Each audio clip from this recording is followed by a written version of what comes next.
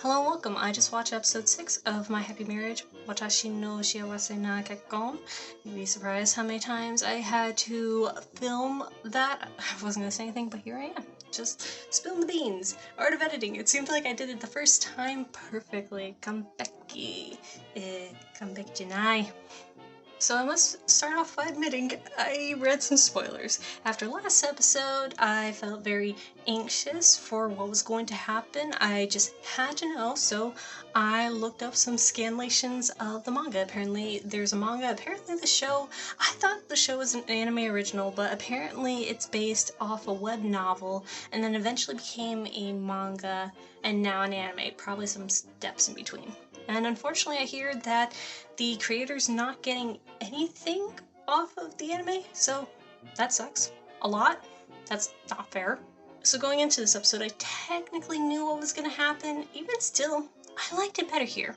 Maybe, okay, there's always the chance that the scanlations just were not translated very well, or they didn't quite capture how great it is in Japanese, but honestly, given the content of what exactly happened in the manga versus what happened in the anime, I think I prefer the anime a little bit better. It just felt like it flowed better. It feels like the manga is sort of the first draft, and then the anime is the next draft after you edited things and, you know, cut off the stuff that you didn't need and really refine the good stuff. There's definite focus on Miyo being strong and actively choosing to defy her family, unlike before, actively choosing to fight for her happiness, and especially that she is rewarded for doing so. They also cut out a moment where Miyo's dad was actively fighting Kudo, not just helping Koji's dad, but actively trying to stop him from saving Miyo. And he goes on, he explains that he actually hates Miyo and just wishes she was dead. While I feel like that gives a little more for Miyo's dad to do now that he's not exactly an active player anymore, I don't mind that it was cut from the anime. It didn't feel entirely necessary, especially because in the anime it's not quite explained all the nuances of why Miyo's family hates her, why her dad and stepmom hate her so much.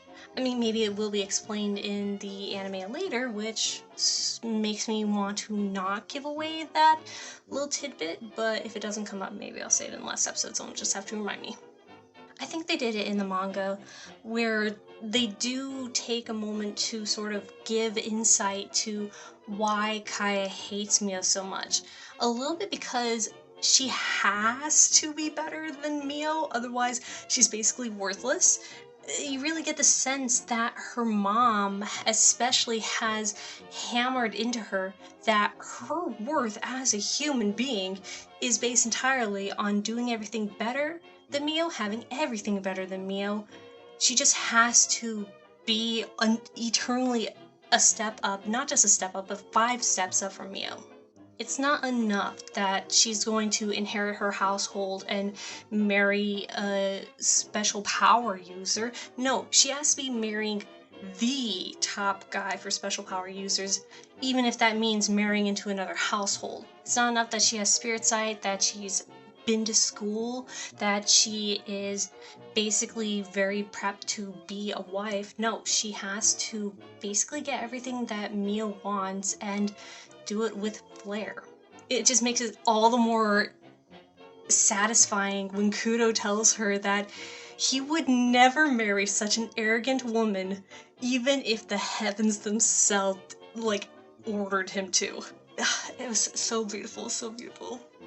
I do also feel bad for Koji, because, I mean, it seems like he's still probably stuck with, Kaya, and then also, he definitely has a lot of guilt for what Miyo has gone through.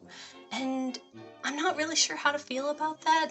Maybe on some level he really could have done something for Miyo. Maybe he truly was being too much of a puppet for his dad, and therefore just, like him, allowing the abuse to continue under the assumption, well, someday it'll just get better, so it's fine, maybe? Oh shit, I just got some hats there that I do. Fuck, if I knew that I had Sorry, I got distracted.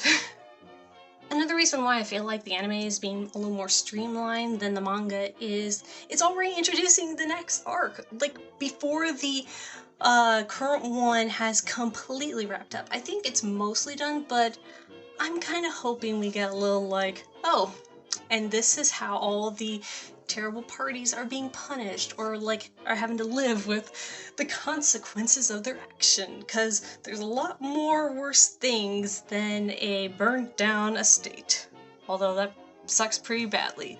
I mean, the stepmom especially is so worried about having all these nice things, and because she got fucking greedy, she just lost her house. She lost her big, beautiful home because she just couldn't leave well enough alone and leave Miyo alone. Basically, this is about as far as I read in the manga. I read like a chapter or two after this point, but so I really don't know what exactly is going to happen. I don't know what is the deal with His Majesty and what operation is going to happen. I don't know how exactly they're linked to Koji's dad.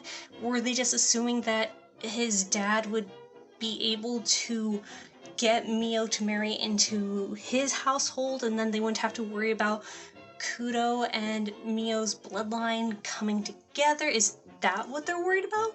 What exactly are they concerned about, and what are they gonna do about it? Because it seems like the technically easiest option of just getting Miyo to annul their marriage agreement didn't work, so that just means only worse things can happen, I think. So that's concerning, very concerning.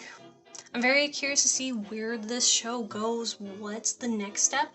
Honestly, in the manga, once I got past this point, I kind of felt like, I don't know, I didn't really feel like reading much more. Like, everything just, the excitement deflated. But I suspect that won't be the same for the anime, especially because of how refined and sort of streamlined I feel it is compared to the manga, where you just kind of get the sense where things are just happening as the writer thinks of it, like things aren't being set up, whereas here the anime has time and basically the ability of forethought to put together a story in a way where one point follows from another.